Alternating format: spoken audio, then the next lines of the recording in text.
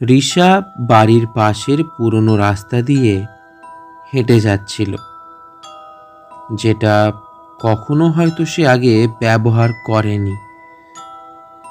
সে রাস্তায় অবশিষ্ট কোনো মানুষের চিহ্ন ছিল না, শুধু ছিল নিস্তব্ধতা ভরা অন্ধকার।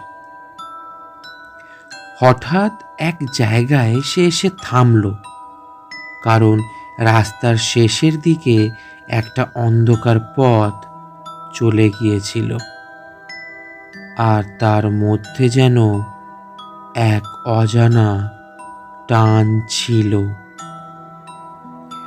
পথের শেষে একটি পুরনো বাড়ি সে দেখল, কিন্তু সে জানতো না বাড়িটা কোথা থেকে এসেছে।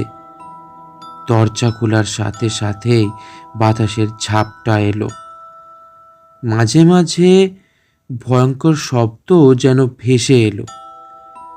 এখানে সবাই হারিয়ে যায়, একবার যে আসে সে আর ফিরে আসে না।